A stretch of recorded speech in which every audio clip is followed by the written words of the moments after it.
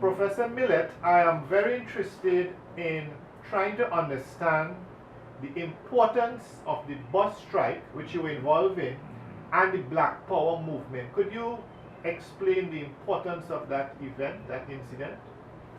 Well, I don't know why you identified the bus strike, particularly in relation to the Black Power movement, because there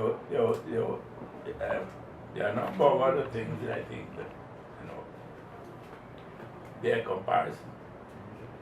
What I think, though, is that to the extent that the bus strike was essentially a focus on the organization of the TIWU, the Transport Industrial Workers Union, and the militancy that had developed in that union. I think to that extent, the bus strike was a very important moment in helping to consolidate what would later become the four union coalition around which the ULF was based. I also think that within the context of the period, you have to see the bus strike as an important element in the resistance to the Industrial Stabilization Act, which was passed in 1965, and which created an atmosphere which was inimically hostile to militancy and organization and so on within the trade union movement, and which in fact intended specifically to keep the progressive trade union movement divided, and that was a second factor of importance. Would it be fair to say that it could be a precursor to the Black Power?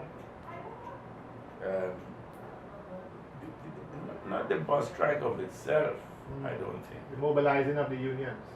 I think that the mobilizing of the unions was a precursor to something else, and not particularly to the Black Power manifestation that came along later. But remember that the bus strike was only one of a number of incidents, beginning with the Rodney riot, in Jamaica, the Anguilla crisis,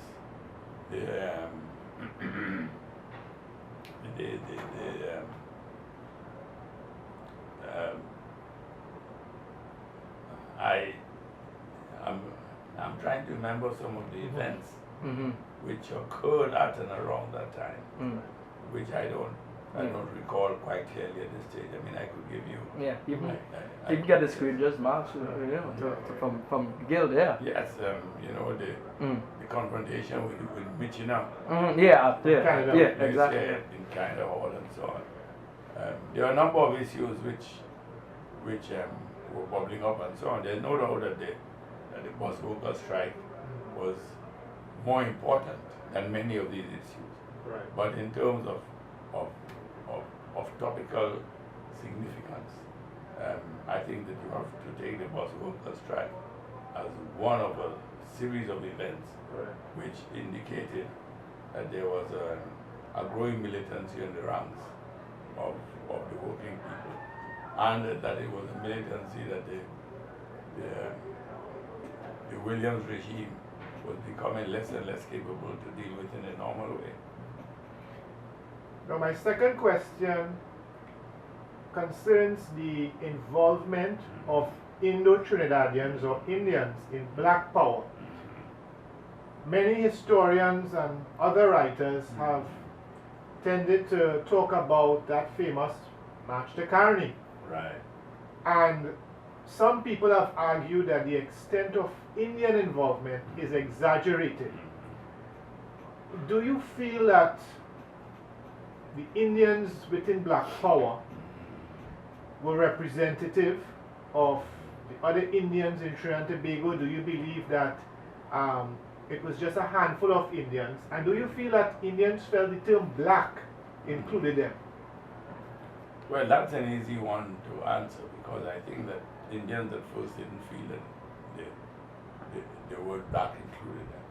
And I think that in fact, to the extent that there was design and intelligence in the ranks of the Black Power activists, it was important that they took the decision to take the march down to Caroni precisely to make that point, that black was not only an ethnic description, it was also a description of social status and so on. People who are not white, irrespective of what they otherwise might be, in a colonial third world society at that time were black. Correct. I mean, and the fact that you were ethnically apparently different and so on is meaningless if you advance or if you examine the realities and so. So I think that to the extent that the initiative was taken, even if to exaggerate the presence of Indians in the thing, I think that was a very positive initiative on the part of the people who were mobilizing the Black Power movement. I believe that helped to shake some lower class Indian support away from the upper class domination of the Vadas Maharajas and the Kabiles and so on. And I think that it was an important phase in the development of the Black Power struggle. And the problem with the Black Power struggle, and it has to do with one of the questions, or an aspect of the question that you asked earlier on about the weaknesses of the Black Power thing itself, was that ideologically there was very little understanding, certainly within the ranks of Granger and his immediate cohorts, of the engagement in which they were involved. They really didn't understand that. And there's a document that we wrote. When I say wrote now, I mean UNIP. If you look at the collection of Moko in the library, they should have a communication which was written by us in April of 1970, and which addressed at the height of the stuff, when people were afraid to talk critically about NJAC and so on. We directly engaged the question of weaknesses of organizational perspective and so on the part of NJAC. And we said what we thought those weaknesses were. And those weaknesses, for example, included an inability to anticipate the logical stages of development of the organization. We were talking as we were coming up in the car today about NJAC in terms of what Ranger is into now. And we're saying, well, this is a logical derailment for an organization which, from the very beginning, tried to resist organizing itself properly. Correct. Or having any philosophical fulcrum around which to organize itself. And one of the reasons why we had the no vote campaign in 1971 was that, or 72, whenever the election was that we recognized that with the voting machines, with the power of incumbency, with the strategic and other advantages that the PNM as the governing party possessed compared with us, there was no way in which we could win an election without the full and committed participation of the Black Power movement, which Granger and his cohorts refused to give, on the ground that attempting to vote was nonsensical. And all, That was the view of Njak that was the view of and other persons. NJAC, yes. And also the view that, power comes out the barrel of a gun. I mean, there's no other way in which you could get it and so on. How they were going to take it and so on. And they continue to mesmerize themselves with nonsense slogans like, I think right up until the 1980s, they were still putting graffiti on walls which said, NJAC government in such and such a year. You could just pick a year and you would find a bit of graffiti on the wall. And there was a time when, in fact, they used to go around dressed in I'm sorry, what color and tile. Okay. Sometimes, or even not, and present themselves overseas as real ambassadors. They would wire ahead and tell somebody that the Honorable so-and-so is arriving from Trinidad and Tobago. He's the Minister of External Affairs and so. And people would take them seriously and turn up and so on. And then others come and they have no charters, they have no certification, whatever. NUFF became one of the sort of extreme examples of sort of the NJAC mentality, I suppose. Yes.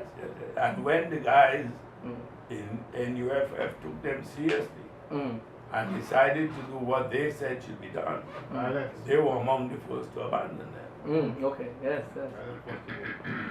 Now I have an interesting question. Do you know or would remember the person or the group who first coined the term Black Power? It was coined in the States. In the States? Yeah, the phrase had been in normal use in the States. Because some people well before 1970. Some people have been saying it wasn't Stokely Carmichael, it was Willie Ricks and other people. Yes, well, I think that within the United States you have to research the trajectory by which the term emerged. I think that Stokely Carmichael and Charles Hamilton were not the first people to use the term. Correct. But they were the first people to make it current. Popular. Yes. They wrote a book about it entitled Black Power. And it was, I mean, for example, the phrase had been used by this guy, what's his name there? A novelist, a black American novelist. Alec Baldwin? No, not Baldwin. Richard, is it? Richard Wright? Richard Wright, yes. Yeah, Richard Wright. Richard Wright wrote a book about Black Power. But when you read it, it's about the independence struggle in Ghana. But they were the first to write a book specifically on the question of the need for blacks to become engaged in the struggle for political power and the means by which, and so on. I think that's about it. That's okay. So thank you very much.